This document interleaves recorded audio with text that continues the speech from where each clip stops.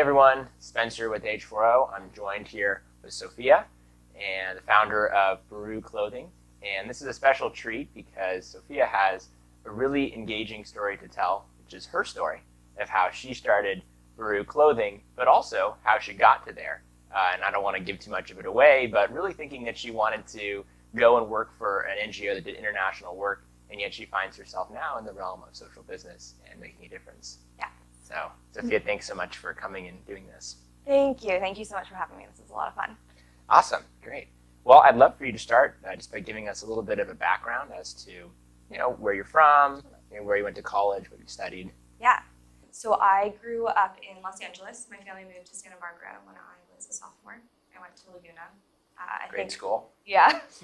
I graduated in 2007, so you must have been like a few years behind. I graduated in 11. Okay, so we never actually overlapped. Your name. I guess not. Senior. So from Laguna, I went to Trinity College in Connecticut, which was a big change. Going from Southern California, super laid back, to like the Northeast.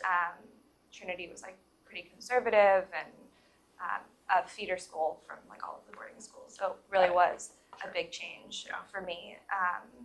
I ended up getting my undergraduate degree in international studies, and was really focused actually while I was there on international development and African studies. So while I was in college, I was involved, and my senior year actually ran this, it was a nonprofit called the African Development Coalition, and every summer we would go to a different area in sub-Saharan Africa and work on a development project. So my first year that I was involved, we went to Sierra Leone and we built a computer lab, which was incredible. There were 4 of us that went, 2 women and 2 men. So it was super hands-on. We were super involved. And then my senior year, I ran the organization and we went to Tanzania and we built a maternity ward and like revamped this health clinic. So throughout my time in college, I really felt like I was on this path to work at an international NGO. My parents also had a foundation, so my grandparents. So I was involved with that and always interested in that space. So right after I graduated in 2011, I ended up getting into a development studies, economic development program in London at the School of Oriental and African Studies. So I got my master's there. It was a year-long program, and after that, started at an NGO in New York, and then moved to South Africa briefly. Awesome. And it was a really great experience. The NGO that I was working at was focused on it was art therapy for young adults and teenagers who lived in the townships outside of Cape Town. Sure. Fascinating work. But throughout my time there, I really felt like I was having a hard time seeing the impact that I was having. Got it. A lot of my time was focused on worrying about fundraising, which Sure.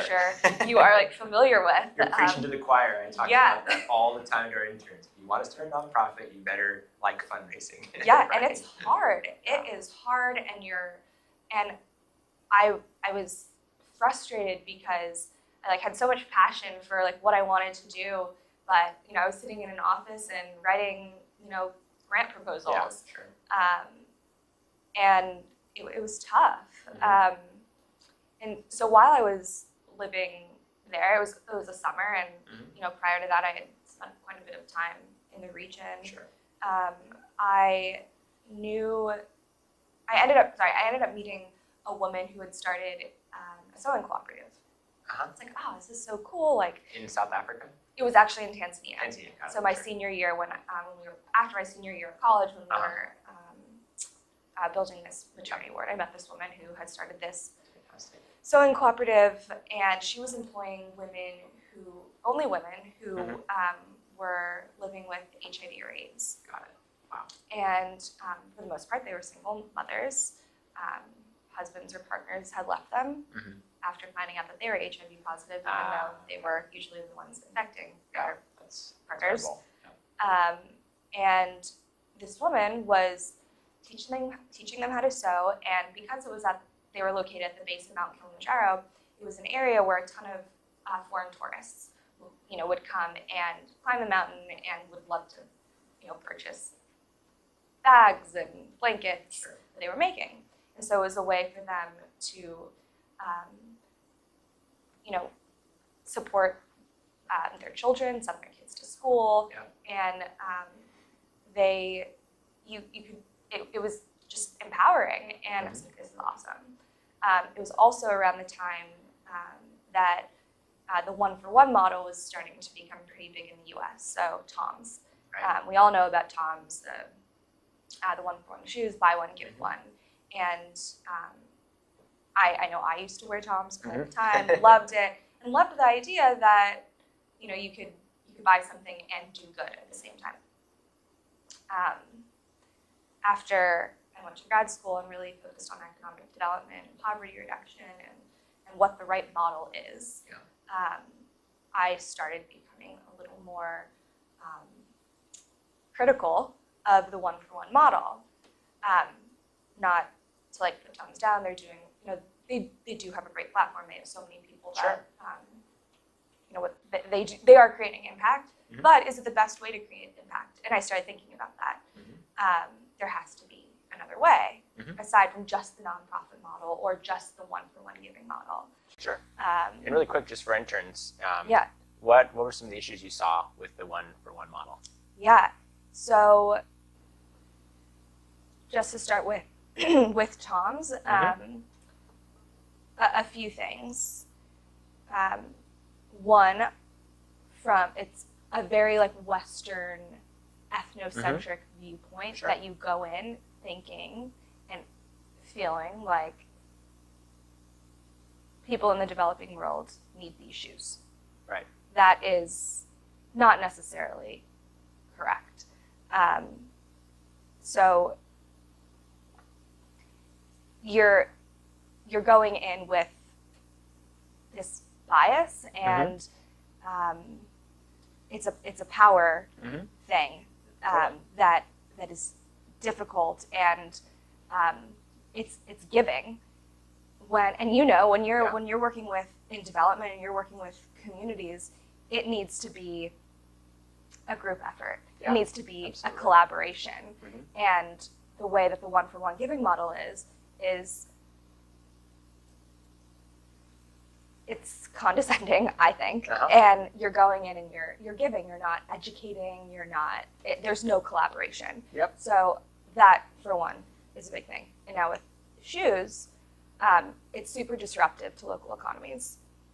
So, you're going in, you're giving shoes. What happens to the local shoemaker there? They're out of business. Right. They're no longer, there's no need for them because people are getting shoes from this huge corporate brand. Totally. So those are a few of the things, and I can give you a lot of resources if you wanted to provide some cool reading material, because it is really interesting, and I think the average consumer doesn't, they don't know that, and it's no fault of their own. It's just how it is, and it's super complex. Totally.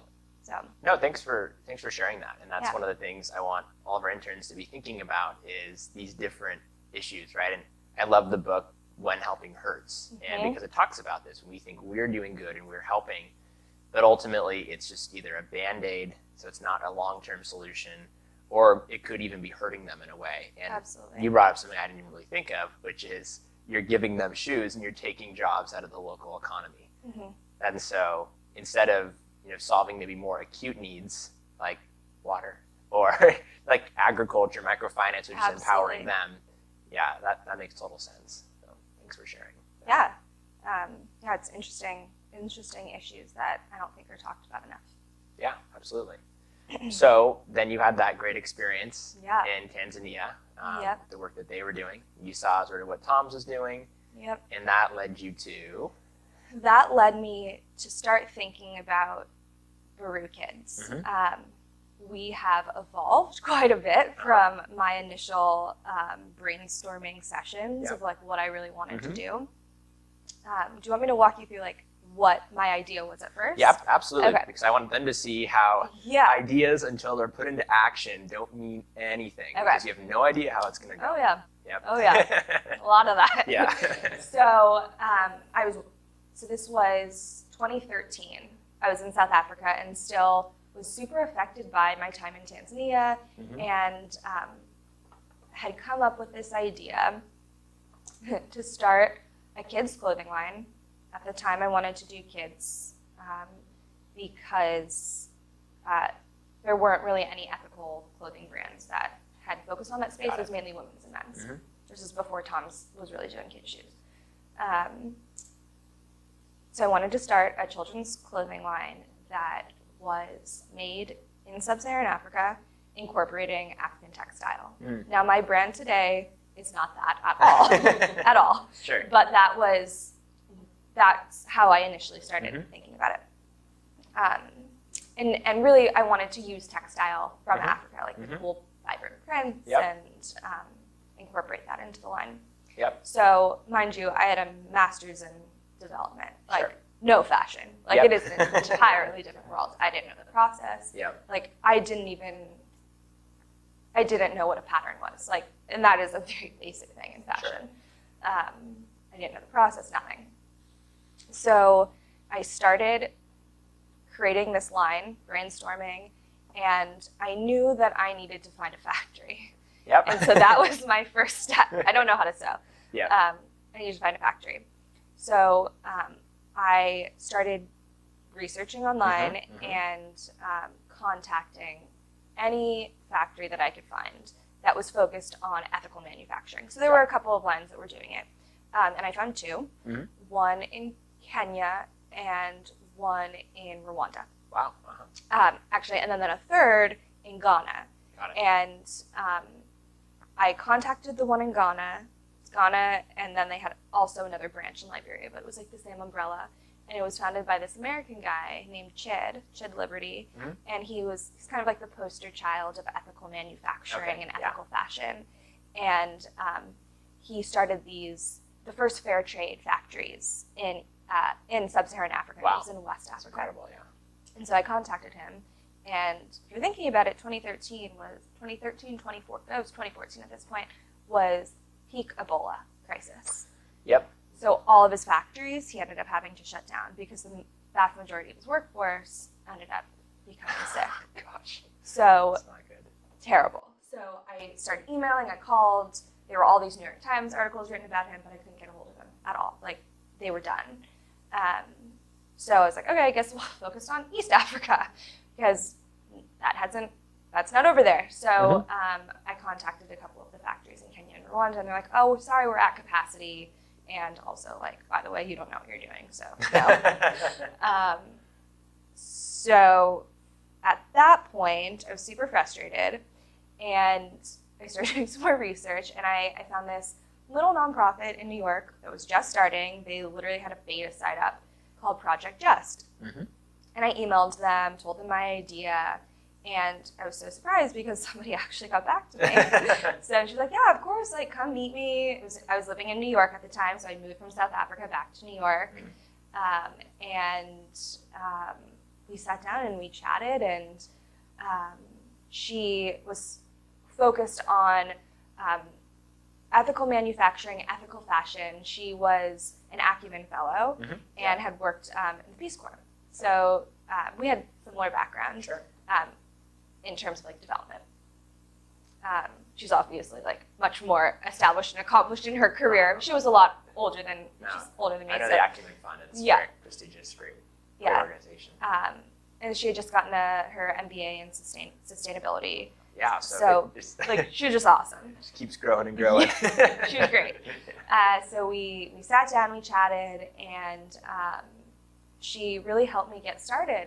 And she said, Sofia, like, have you ever thought that maybe you don't need to produce in Africa? Like, there are other ways to make an impact, because I was really struggling with, like, finding manufacturing there. And aside from just finding manufacturing, once I got it done, like, I don't have a background in this, so I could do no quality control. I couldn't tell if the construction was correct. Like, there was nothing that I could really do to like make sure that what I was doing was, Sure.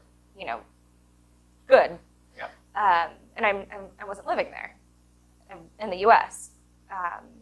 So she was the one. Her name's Natalie Rion, and she really was the one that started getting me thinking about how I could be impactful in a different way. Still creating a line, but maybe manufacturing in the U.S. or like using sustainable fabric. So that was in end of 2013, early 2014, and she's my advisor now. So I have like a little board, and I talk to her almost every day. That's awesome. She's really great. So anyway, so from there, I had a part-time job, or a job that was not in nonprofits or anything, just so I could really focus on trying to start this line. Sure, absolutely.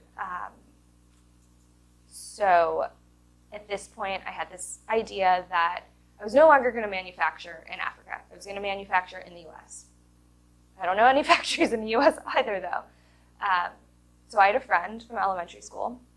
And when I say friend, like a friend in elementary school. Like, we were not friends anymore. Sure. Like, we went to third grade together. Sure. But we were friends on Facebook. Got it, yep. So I messaged him because I found out that he had a menswear line made in LA. I was like, hey, Owen, like, probably don't remember me. We were in the same third grade class.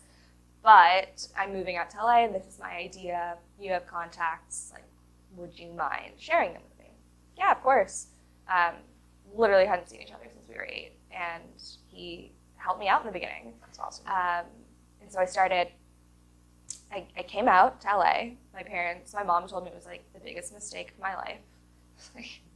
Okay, dramatic, but okay. Yeah, that's not dramatic. So I moved out and started really pursuing Beru. I ended up in Los Angeles, and from there started sampling, which is like really the first step in starting a small collection. And really the first year and a half was development for the brand. Sure. So I was producing very small quantities and going to like small like festivals or like craft markets and selling direct to consumer. At this point though, we didn't really have a strong brand identity. I was still figuring out the industry. Yep. And our story started, as we went on, our story became clearer. And at that point, we were manufacturing in LA and very focused on ethical manufacturing. So working with factories that were paying a living wage. Because even though we're in the US, there are tons of sweatshops in the US. There are tons of employees who don't get breaks, who are paid low wages, who, they can take a break, but, they're not paid during their break. And when, so maybe I've heard horror stories of employees, sewers not drinking water because they don't want to have to take a bathroom break. And they're trying to produce as many units as possible because that's how they're paid. Right. And it's super problematic. So we try to work with factories that pay living wages. And yes, that means that our product is more expensive, but I wouldn't have it any other way. Sure. Like, there's no way that I could be okay making that much more money, knowing that, we're supporting terrible practices. So so the first year and a half, again, was really figuring out how we were going to market and what would make us stand out from other brands. And, as we went on, it became clear. It also became clear what the consumer wanted. Yeah. So in the beginning, I was like, yeah, African manufacturing, African textile. At the end of the day, though, that wasn't what was resonating with our consumer. That's what I thought was awesome, Sure. and that would make me buy, but that doesn't make other people purchase. So we did a lot of focus groups, and we found that moms wanted things that were made in the U.S. they were really into that. And they'll pay slightly more. They'll pay like maybe like 20% more for a garment made in the U.S. Sure. Again, though, at the end of the day, that's not what's making them purchase. Right. It's what it looks like. Like, is it cool? Is it durable? Does it fit well? Is it comfortable? And then the story then becomes secondary, but will make them buy. So, you know, as we continue to get going, we were focused on ethical manufacturing, and then we started focusing more and more on sustainability. Yeah. So all of our fabrics are what you call dead stock, and dead stock fabric is surplus fabric that was left over by larger companies. So we use a lot of fabric that, let's say, Splendid didn't use. And I get asked all the time, like, well, why don't they use it? It could just be a combination of things. Sure. But, you know, it's not a secret that the fashion industry is one of the largest polluting industries in the world. Yeah. It's only second to the oil industry, which is insane. So, and I think it's like 10% of all carbon emissions are a result of the fashion industry. It's a $33 trillion industry. It's enormous, and as a result, I mean, there really are very few regulations. So, you know, as a small brand, we're really doing our part to not add to that. Sure. And I really do think it's only a matter of time before bigger brands are really start going more and more in that direction, and they are already. Like H&M, they have a head of sustainability. They're really trying to change, but it's like steering a ship. Yeah. You know, it takes a long time, and it takes a lot of effort, and you know, they're doing it, but we also need more pushback from the consumer to force that and say we're not going to purchase. And you know, I also think that the consumer they don't know. Like, how many times have you said, yeah, like, awesome, like, I got this shirt for $5. That's awesome. Like, $5. But you don't think, like, you're not paying for it, but somebody else is. Right. Somebody else is paying for the shirt that you only paid $5 for. Sure. And it's most likely a young woman or girl who's working in a sweatshop in Cambodia or Vietnam or you name it. Yeah. And we just need to be aware and require that brands are transparent. Absolutely. And that does not exist right now. Totally. And that's great. And so just to give a quick update then, so where are you now? I know you're telling us some exciting things, but Yeah, so I've been working on this since 2014, end of 2014, we did a solid year and a half of development for the brand. Sure. So I like to say, like, our first real legitimate collection was fall holiday 2016. Got it. That was really when eyes started, you know, we started getting eyes on us and started really having a business. So today, we're based in Los Angeles. We have an online business and a wholesale business. We're really trying to grow our online presence, which is difficult, but we're doing it. And we have a number of accounts. Our biggest one right now is Nordstrom, which we're really excited about. We did really well when they tested us last year with our first big collection. And it is April, and we have 4 shipments going to them from now through August. That's awesome. So that's a big deal. Yeah. Nordstrom's huge brand. So. It is. And, you know, they've been really great to work with, and their consumer is super receptive to our brand, and they just picked up our boys collection, so hopefully that goes well. Girls is always just easier. There's more of a market for girls wear. Sure. So, yeah, we're excited to see where that goes, and you know, we're growing, and we actually have a couple of really cool collaborations going on right now. In June, we launch our Human Rights Campaign collaboration. So it's a co-venture. So we're doing a co-venture for marriage equality. Oh, great. So we have some cool like screen printed shirts and like Love is Love, and we have a couple of others that we're working on. One with Levi's that we're really excited about. And awesome. That's a big brand. Some big brands, Nordstrom, big store. So that's awesome. Yeah, we're excited. So before we get to some questions that our interns have for you, what's your website or anything like that, so people can check out what you're doing? Of course, I think your interns may be a little too big for our garments, but if they know little people in their life. Hey, well, maybe they can share some of social media, get behind what you're doing. I think so you can find us on Instagram at Beru Kids. So that's BeruKids.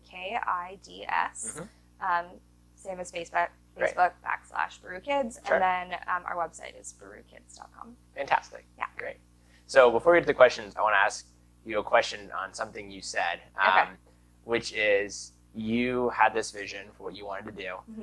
Obviously it was one way and it kind of transformed as you went along. Yeah. But you had this opportunity to create this clothing in Los Angeles, and you just picked up and moved there. Yeah. Even though I'm sure all the drama, your mom saying this is the worst decision you've ever made or whatever. But I just want you to walk me through that a little bit, because I want everyone to understand just kind of the sacrifices sometimes it takes to pursue that dream, or to actually start something out of nothing, how demanding it can be. Yeah. I mean, startup life is hard. Like, there are a lot of sacrifices that you make. And it's more than just not feeling like you have support. I remember, like, when I first moved out, I was so embarrassed to tell people what I was doing, because I wasn't confident in what I was doing yet. So I didn't want the judgment. I didn't want people to ask me questions that, like, I maybe couldn't answer. Or I remember I had a friend in New York that was like, "Oh, that's awesome. What does your balance sheet look like?" And I was like, "Well, not good. Not good right now." But like, I don't want to talk about it. Like, I'm figuring it out. Awesome. Well, this has been so great thus far. So thank you so much again for taking the time and really speaking into so many. Obviously there's our interns, but we have a social following of over 35,000 Instagram and whatnot, people who will see some of these clips. So you're reaching a large audience. So thank you. I want to ask, this is the first question asked by one of our interns, which I think is great, which is, how important was your education in regards to what you do now? Not at all. Like, actually not at all. I think the only time that it really has mattered for me was there are select people that will ask me what I do and what my background is, and I think that the fact that I have a master's degree has given me a little bit more legitimacy. But other than that, like, I actually can't remember the last time I was asked where I went to school or what I studied, and I think that it gave me a really great experience, and I learned a lot, but nothing related to what I'm doing now. Right. I think I learned in college, the one thing that I learned in college that has been helpful is how to talk to people and how to connect with people. But in terms of, like, classes that I took, no, it hasn't really benefited me in any way. I mean, I have great friends. Definitely don't regret that I went to college at all. But it hasn't really impacted my career in any way. Actually, for the most part, people that I know in the industry, like, went to fashion school. And I think that would have been more helpful, of course, than the path that I chose to take. But I also don't think that I would be where I am today if I had taken a different path. Sure. And I think your example, you're a great example of how, I guess the things we study in college, they really help us develop as people and sort of our mentality towards the world. And so I can definitely see how it impacted you as to what you're doing now, but, like, in terms of the skill set, vocationally, maybe not as much. But I think it also shows, and I don't know, would you agree with me, that regardless of what we study in college, we can go out there and do basically anything. Absolutely. And like, we were chatting about earlier, I think that there really are, like, a select few industries Sure. where maybe where you went to school and what classes you take directly impact, your career. For what the two of us chose, it really didn't. We did gross people for whatever, made great friends, met really interesting people, Sure. learned how to connect. But I could really, with what the degree that I got, I could have gone in 50 different directions, Yeah. and been equally as successful. A great answer to the question. So let's look at our next question here, which is, do you have any advice for a woman who wants to start a social business? It's a hard question. I think for anybody, regardless of gender, I think you just have to go for it, and you can't keep second guessing your decision. Or I've met so many people that say, well, once I get to this point, that's when I'll do it. Once I have this, then I'll start it. Right. You never get to that point. It's never the right time. Never is. Yep. You just have to make time to make it happen. And to kind of answer your question about like women in business, Sure. I've had experiences where I felt if I was a guy, this wouldn't happen. And I think women have a tendency to apologize a lot, which I did a lot in the beginning, and felt like I had to give excuses for, like, if I didn't end up hiring somebody, I had to, apologize for that. Sure. And I think that women in business, not just social business, any kind of business, it need to be aware that that's not necessary. That you don't have to apologize for the decisions that you're making. You don't have to, worry about coming off as bitchy. Like, that's Sure. And you have to have another level of confidence when the majority of people that you're working with are men. Right. And, that's not to say that every guy that I work with is disrespectful or, is rude to me because of my gender. That's not the case at all. But when making decisions, I'm definitely more aware of the words that I choose and how I convey my message. If that makes sense. That makes total sense. I think that's a great answer. Let's see here. I think you've answered most of these as are related to the story part.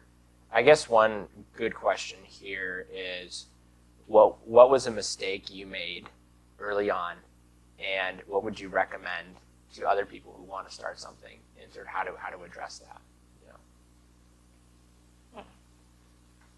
I made a lot of mistakes. Sure. And I'm still making mistakes today.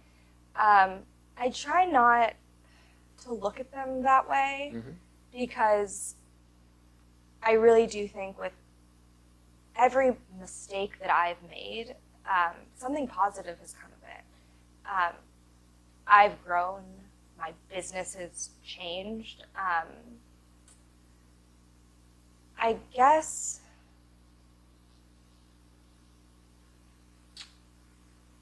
in terms of real mistake that I made when I first started, I wish that I was more confident in my thinking. And I wish that I wasn't so insecure about starting something that really was cool, and didn't keep apologizing and really beating myself up over the fact that I didn't know what I was doing. Yeah.